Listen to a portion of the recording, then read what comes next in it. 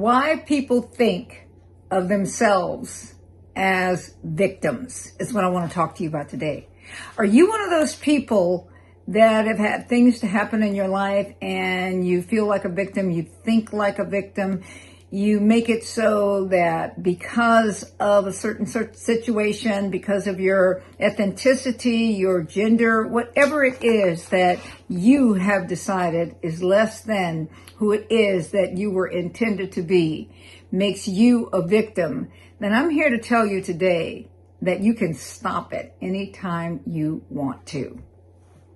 I look at different things on the media, and being a doctor in psychology on purpose, not licensed by the state of California, and an octogenarian, which means that I'm between 80 and 90 years old, I found out something in life. All the different things that have happened to me, that have happened, that meant to take me out, that meant to destroy me, were things that actually made me stronger. Every test reveals the strength of the person.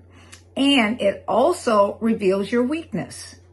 Now, if your weakness is revealed, then what do you do with it? Well, I'm going to tell you what I do with it and what I tell my clients to do with it and what I tell those in Use Your Boundless Brainpower challenges to do with it. I let you know that a weakness is revealed in order for you to strengthen that area of your life. It is not to make you think less of yourself or make you think you are a victim. I saw something recently this week on TV, and it was this lady, Jasmine Crockett. And here it was, she lost an election, but she had not thought about what she had done previous to that. She stood on television and she talked about how the black people would not be going back into a certain area and whatever it is. And then she mentioned Mexican people or Latinos, Latina, whatever it is. I'm not politically correct, as anyone that listens to me knows.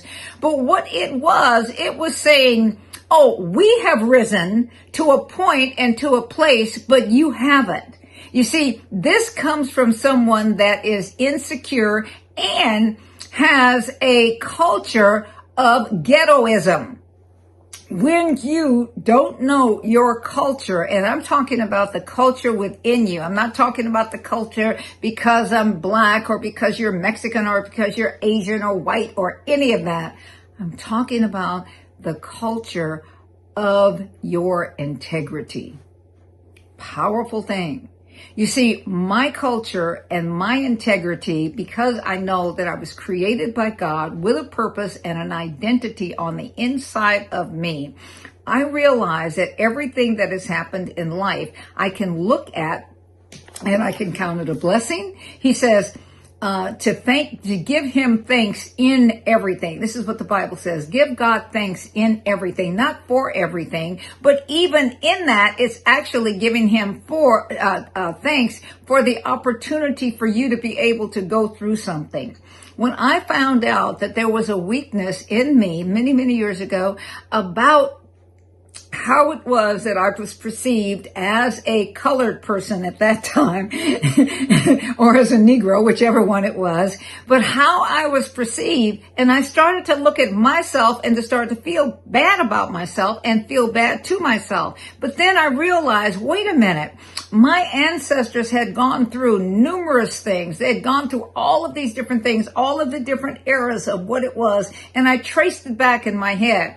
And I realized that all the different things that I had gone through, all the challenges, all the bigotry, all the prejudice, all the biases, all the, I was not a very good student. I wasn't very smart.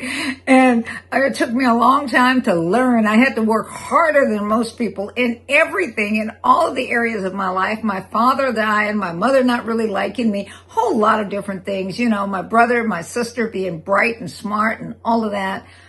I looked at myself as poor me. And when I realized that I was looking at myself as poor me, do you know what? I was becoming poor me. Financially, emotionally, relationally, in every aspect of my life, because that's the way I thought about myself. I realized that every trial, every opportunity, every situation that has gone on in my life has been for a purpose. Now, this lady that I was talking about, Jasmine Crockett, she could take what happened to her and realize something. The intelligence that she has, the ability that she has, she can take those and have it for the good of everybody. Anytime you pick one group of people that you're going to esteem and everybody else you're going to downplay them, you are on a losing team. This nation, it's just like our nation, the United States of America. It's built with all kinds of things. We have a whole lot of problems, but every other nation does too. I have traveled all over the world, and this is the place that I come home to. Number one, it has the greatest bathrooms in the world. We only had one when I was a child, and everybody had to use it. You had to wait in line. I mean, it was horrible. In my house, I have a whole lot of them, so I don't have to do that. No one has to do that. But what I'm saying, and I'm making light of it in a sense, because the things that I went through, it made it so that I wanted to be the person to empower people, empower anyone that wanted my assistance, wanted my help, to empower you never to think of yourself as a victim when it comes to finances, when it comes to relationships, when it comes to cultural things, when it comes to being losing a position, getting a position, or any of that. I wanted to help people to realize that there's a part on the inside of you that no one else has. There's something on the inside that God has created on the inside of each and every person that has a strength that the earth and the world needs. My job, people like me, and when I say people like me, people that have this kind of passion to help other people, but my particular job is to help a person to think, to use the brain and the brain power that they have, is to be able to see themselves in the light of who they are, to recognize their identity. I'm going to be teaching and training on people in their purpose, but do you realize that out of your identity will flow your purpose? If you don't know who you are, and you're continuously comparing yourself to someone else, to something else, and you're continuously judging yourself and comparing yourself by what it is that you do, your identity will never be stable. See, I am so sure of who it is that I am, that it's unshakable. I am unshakable in that. I am unshakable that I know who I am. I know whose I am. I know why I'm here in this earth, and I'm here to go ahead and dominate the areas that I have been given in order to dominate. That is to help people, other people, to be able to investigate and to find out who they are, and out of that to help them to recognize the purpose that there is for them in this earth. Oh yeah, and there is a purpose for you in the earth. You did not come here without a purpose that God had purpose for you before you came. Not only, and it doesn't matter how you came here. It doesn't matter if if you were raped or whatever it is, however it is that you came, it really does not matter. You are here with something on the inside of you, a gift on the inside of you, that it comes out, and the testing of your faith, the testing of your knowing, it works. It's a test of obedience. Will I be obedient to my call? Will I be obedient to who it is that I am? I'm a minister. I'm a doctor in psychology. I'm a mother, grandmother, great grandmother. I mean, all of these things are a part about me, but that is not my identity.